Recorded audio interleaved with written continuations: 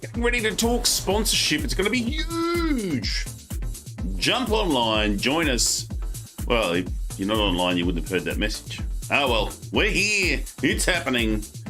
We are all about sponsorship. Love sponsorship.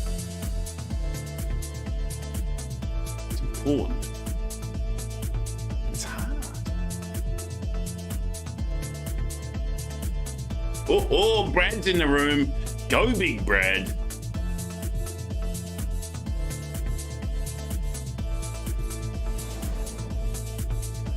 The countdown.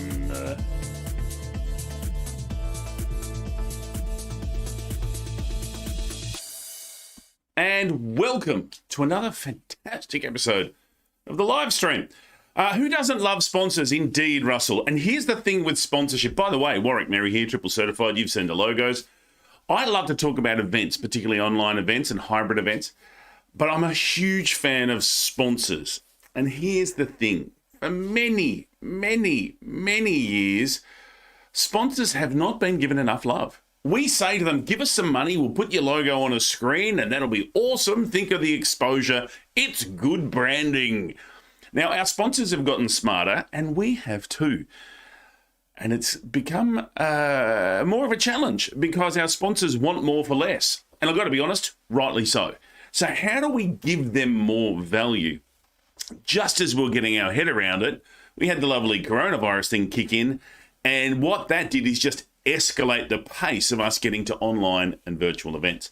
So today, I want to show you a few little tips of the trade where we can get better results for our sponsors. Here's the thing.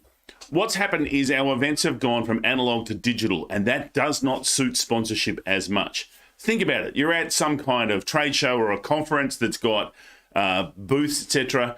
It's really easy to go and have your meals in where the exhibitors are or the sponsors are. And as you're having some food, you go, oh, what's that? Tell me a bit about that. What's that? You know, and what might start as just a polite, well, I bet I'm here anyway, I'll chat to them, turns into, actually, no, that's really valuable to me. I want to know more. You can be just walking, having a look at stuff and seeing things that you say, oh, that's interesting. Tell me more about that. Or you might see someone who's wearing a shirt that's got your footy team on. You start talking about footy and then you, what's going on here? And then you find a bit more. That doesn't happen in the digital world. In the digital world, it's click here to find out more about XYZ. And here's the thing that I've discovered.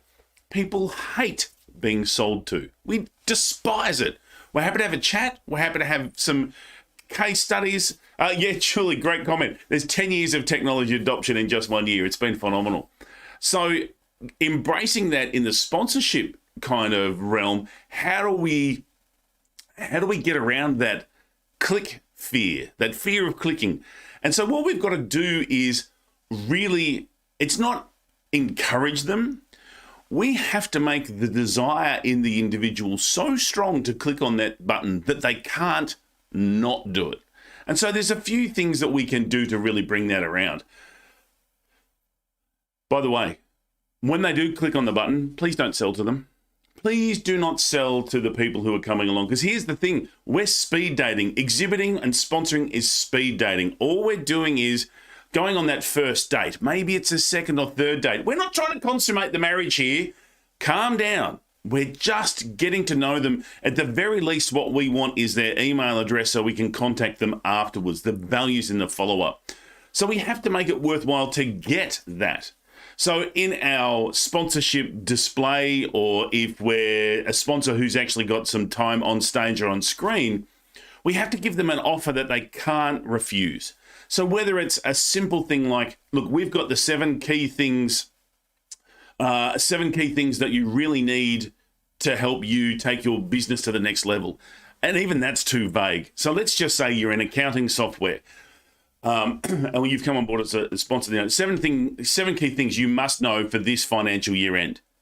Now, most people are going to think, well, gee, it is nearly year end, or we've just passed year end. I want to know those things. So if I can click on a button and get that download, but I've got to register my email to get it, then I'm part of the way. Case studies. People love case studies. So you can talk about, hey, there was a particular client who had this problem, which is the problem that most people in the audience have. And these are the 7 steps that we did to help them get through that. Here's a white paper that's going to show you the process that we took them through. Just click here to get it. And again, they've got to get their email address. There's less likelihood of going through to actually chat to a salesperson. And even then, I've got to say, sometimes when you're sponsoring or exhibiting, a salesperson is the wrong person, because they're either focused on the sales that they've already got in the pipeline, so they're on their phone all the time, or they're just like, oh, I'm only here because I have to be. What a waste of time. So often you're best to have someone who might be more in marketing. You might be someone who's more customer relations, so you can just start a conversation. You don't want to go down that instant sell path that is just getting that information. So it's looking at how do we get people. Now, if someone does want to have a conversation, make it better for them. So it may well be that if you download a thing, you go into the draw for a prize, but if you have a meeting, you get 5 draws into the prize. And by the way, make sure that the prize is actually adapted for what you're offering. So as an example, you don't want to say, oh, download a thing and you'll go into the draw to get a new iPad. Because all you're going to do is get people going, oh, it's Junior's birthday coming up. Wouldn't mind an iPad for them. I'll go in this draw, see if I can win an iPad.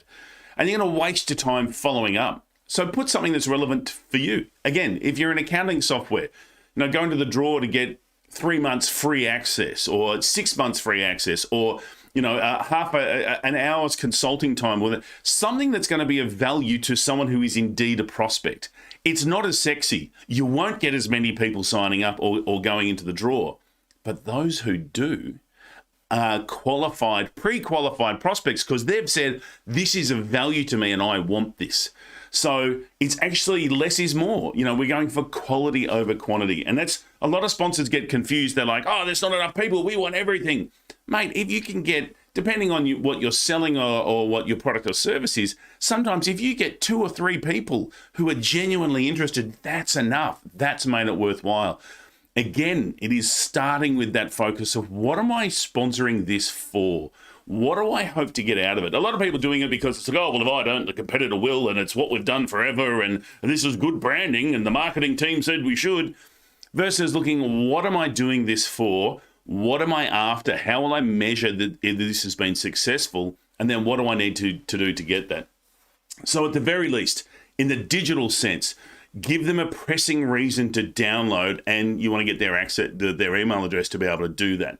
And often that's not a big drama for an online event, because they've already given their email address to the organizers, so they can track that kind of thing. And it may well be, depending on the software, they don't need to give their email address. The fact they've downloaded it, you get it anyway. So you need to find out how you can track that. There's some thoughts. It really is about, how do we make sure that we can go from the initial sort of online sponsorship to, yes, we can make this work, because it's going to be around. Now, I know a lot of software companies are trying to make the digital experience look like the analog experience. So you get a picture of a booth and a picture of a banner and a picture. But at the end of the day, it all looks pretty, but where's the real value?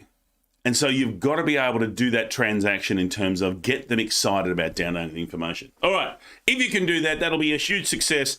And if you have that kind of success, then your boss will just be going off and getting very excited. Salesperson of the month, and you're away.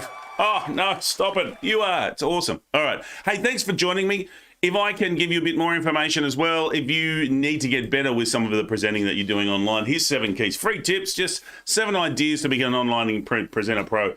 And as I've just said, you do have to give me your email to get it. But there's great value in there. I promise you'll enjoy it, and it'll make your online performance even better. It's good gear. All right, thanks for being here. I'll be back again next Thursday, 9 a.m. or thereabouts. And that's Melbourne time, Melbourne, Australia time. So that'll be there. All right, that's the end of the live stream. I have to do my end of live stream dance now, because some of the softwares just end it really quick. So you've got to sort of hang around so I don't cut off too soon. That's probably enough now. Thanks for being here. Thank you for those who putting some comments around. I appreciate your support. See you next time.